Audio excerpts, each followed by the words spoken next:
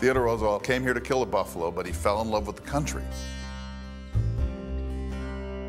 And he won the grudging respect of his neighbors, but eventually they came to like this guy and be rather attached to this strange character from the East.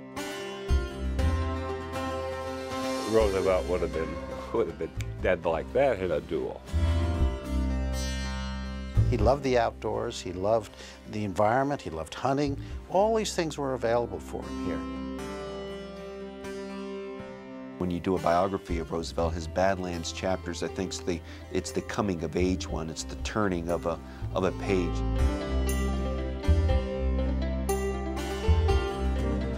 Theodore Roosevelt came to the Dakota Territories, and he pushed himself and he hardened himself physically and emotionally, and he relied on that for the rest of his life.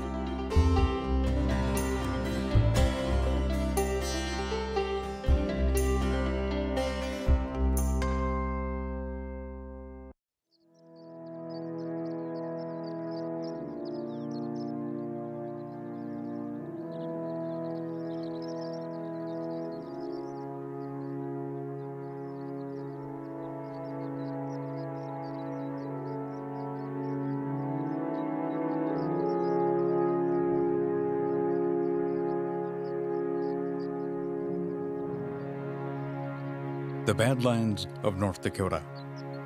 Rugged buttes, canyons, grass plateaus, a river called the Little Missouri that meanders slowly north towards the Big Missouri.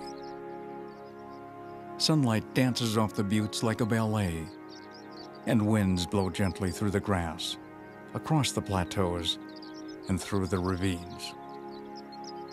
65 million years ago, the Badlands was home to the dinosaur. Herds of Triceratops and the mighty T-Rex roamed what was then a swamp-like land. 35 million years ago, Mesohippus, the three-toed, 3-foot-high ancestor of today's horse, called this land home. Then 1,000 years ago, buffalo and the American Indian claimed the Badlands. In the 1870s, trail drivers pushed their herds north from Texas to graze the rich grasses of this Little Missouri Valley. This quickly became cowboy country, a place for men with big hats, chaps, guns, and whose heads danced with big dreams as they explored the open range. This is a place of rugged beauty in the spring and summer, but treacherous in the winter, when blowing snow and bitter winds make it dangerous for the people and animals who live here. Coyotes howl into the north winter wind, and life slows on the frozen landscape. The winds eventually calm, days become longer, Alberta clippers stay in Canada. The snow melts, and the waters run into the Little Missouri. The prairie flowers push through the gumbo, and the grass again turns green. And when spring returns to the Badlands, hope is eternal. The newborn buffalo, deer, elk, calves, and colts take their first shaky steps. It was into this land in the fall of 1883 that a young whirlwind by the name of Theodore Roosevelt stepped off the train at the town that was then called Little Missouri. The 25-year-old Roosevelt loved guns and the outdoors.